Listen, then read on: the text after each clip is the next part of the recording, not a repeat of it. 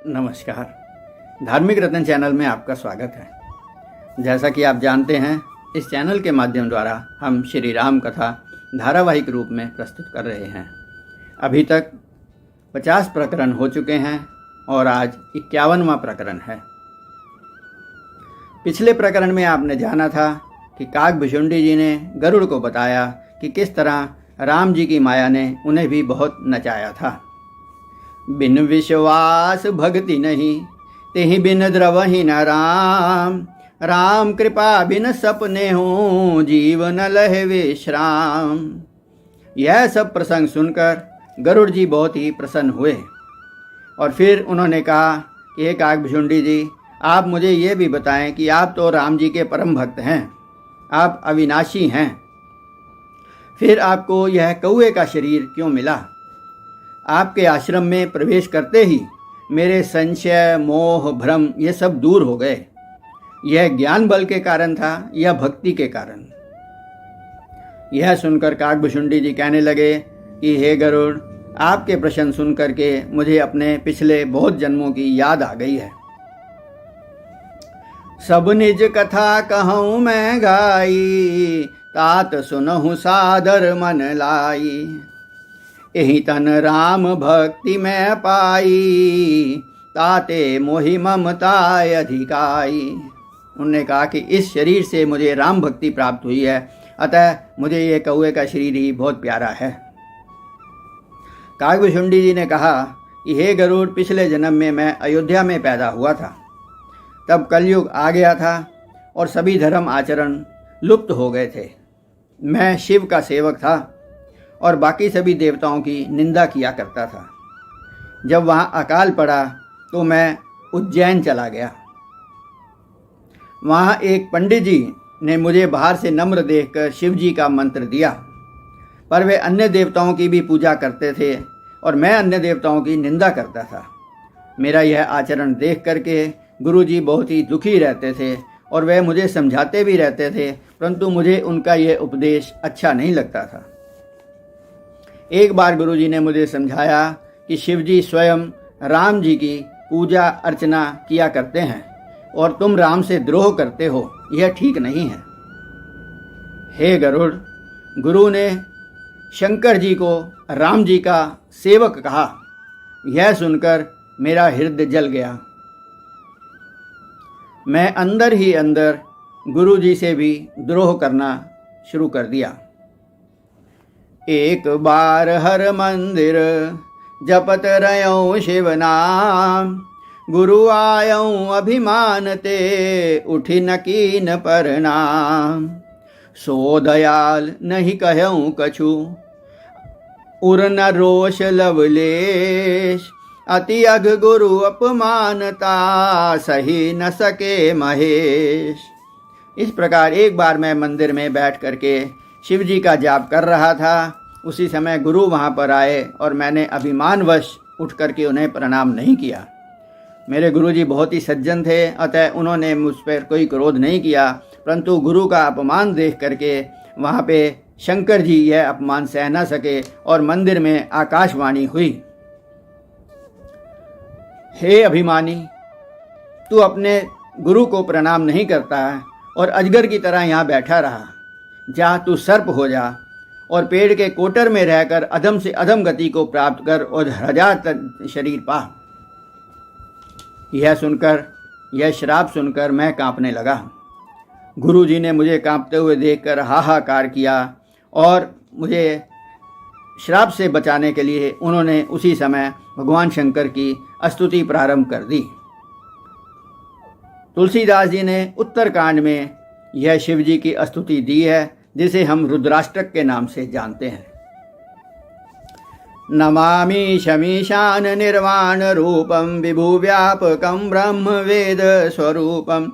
निजम निर्गुणम निर्विकल्पम, निरीहम चिदाकाशमाकाशवासम भजे अहम। निराकार ओंकार मूलम तुरीयम, गिरा ज्ञान गोतीतमीशम गिरीशम। करालम महाकाल कालम कृपालम, गुणागार संसार पारम नतो अहम। यह पूरी स्तुति धार्मिक रत्न चैनल के में अलग से दी गई है। श्रोता इसे वहाँ से सुन सकते हैं। गुरु की स्तुति सुनकर शिवजी बहुत ही प्रसन्न हुए और उन्होंने कहा कि आप मेरे से वरदान मांगो। तब मेरे गुरुजी ने कहा कि आप मुझे अपनी भक्ति का वरदान दो और साथ साथ में इस बच्चे के ऊपर भी कृपा करो, क्योंकि यह अनजान है। आपने इसे जो दारुण श्राप दिया है उससे इसका निवारण करो। तब शंकर जी ने कहा कि मैं तुम्हारी भक्ति से बहुत प्रसन्न हूँ, परंतु और इसीलिए मैं इसको जो जन्म और मरण का कष्ट होता है वह नहीं होगा, और किंतु यह 1000 शरीर अवश्य पाएगा, और लेकिन उन शरीरों को अनायास ही छोड़ता हुआ चला जाएगा। और अब मेरे आशीर्वाद से इसके हृदय में राम भक्ति उत्पन्न होगी और इसकी अबाध गति भी होगी। प्रेरित काल विधि गिरी जाई भयों मैं ब्याल, उन्हीं प्रयास बिन सो तनु तज्यों गयों कछु काल। इस प्रकार कई शरीर पाने के बाद मैं आखिर में ब्राह्मण के घर में पैदा हुआ, पर मेरे मन में वहाँ पे भी राम भक्ति ही छाई हुई थी।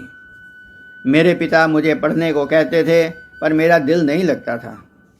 अब मेरे माता पिता की जब मृत्यु हो गई तो मैं जगह जगह घूमकर हरि कथा सुनता रहता था। मैं जहाँ जहाँ भी किसी ऋषि या मुनि को पाता और देखता तो उनसे राम कथा सुनाने की प्रार्थना करता रहता था। फिर एक दिन मेरे हृदय में भगवान राम के प्रत्यक्ष दर्शन करने की लालसा उत्पन्न हो गई। मैं हर किसी से पूछता कि राम के दर्शन कैसे होंगे, तो वे कहते कि राम तो सब जगह है, पर यह निर्गुण मत मुझे अच्छा नहीं लगता था। मैंने अपनी खोज जारी रखी और एक दिन सुमेरु पर्वत के ऊपर मैंने वट वृक्ष की छाया में लोमश मुनि के दर्शन किए। मुनि ने मुझे कहा कि हे ब्राह्मण कुमार, तुम्हारा यहाँ किस प्रकार से आगमन हुआ?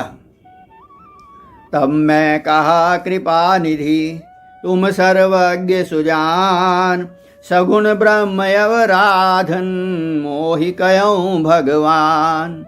मैंने मुनि को कहा कि आप मुझे सगुण ब्रह्म की उपासना का मंत्र दीजिए।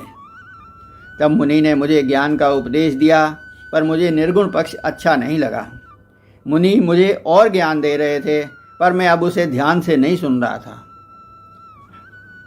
और अपने मन ही मन में कुछ सोचता जा रहा था। जब मैंने बार बार अपना पक्ष रखा तो लोमश मुनि को क्रोध आ गया और वे बोले, तू उत्तर प्रत्युत्तर बहुत करता है, मेरे उपदेश को ध्यान से नहीं सुनता है, सत्य वचन पर तू विश्वास नहीं करता है और कौवे की तरह ही तू सबसे डरता है। अतः जा तू चांडाल पक्षी कौवा ही हो जा। मुनि का यह श्राप सुनकर तुरत भयऊँ मैं काग, तब मुनि पद सिर नाय, सुमिर राम रघुवंश मणि हर्षित चले उड़ाई। इस प्रकार मुनि के श्राप देते ही मेरा शरीर कौवे का हो गया और मैं मुनि को वहाँ से प्रणाम करके आगे चल पड़ा। तब श्री राम जी ने तुरंत मुनि का हृदय में परिवर्तन किया और उन्हें कहा कि यह मेरा भक्त है, आप इसे उन्हें बुला करके मेरे भक्ति का उपदेश दें। तब मुनि ने मुझे तुरंत वहाँ पे वापस बुलाया और मुझे राम मंत्र दिया और मुझे कहा, बालक रूप राम कर ध्याना, कयों मोहि मुनि कृपा निधाना। और मुझे सारी राम कथा भी उन्होंने सुनाई और मुझे आशीर्वाद भी दिया कि तेरे हृदय में अब राम भक्ति उत्पन्न होगी, तू राम जी का प्रिय होगा और तू जहाँ भी रहेगा वहाँ 100 योजन तक अविद्या नहीं फैलेगी और राम जी के सभी रहस्य तुझे स्वयं ही ज्ञात हो जाएंगे। इस प्रकार आपने देखा कि काकभुशुंडी जी को श्राप तो मिला, पर उसके साथ ही साथ कई वरदान भी मिल गए। इसके आगे की कथा हम आपको अगले प्रकरण में सुनाएंगे। आज का प्रसंग समाप्त करने से पूर्व आइए 2 मिनट के लिए भगवत भजन कर लेते हैं।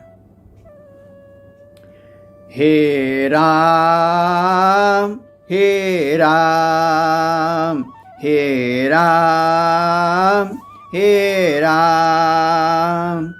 जग में साचो तेरो नाम, हे राम हे राम हे राम हे राम।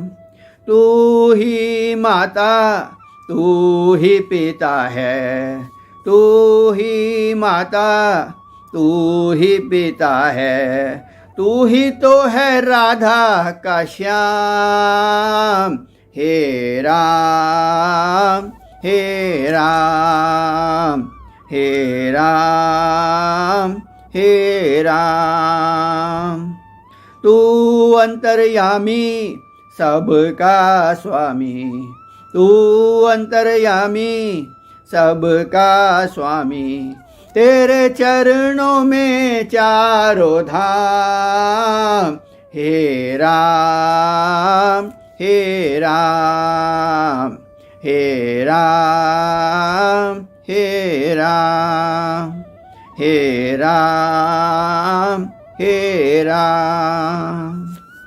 नमस्कार, धन्यवाद। जय श्री राम।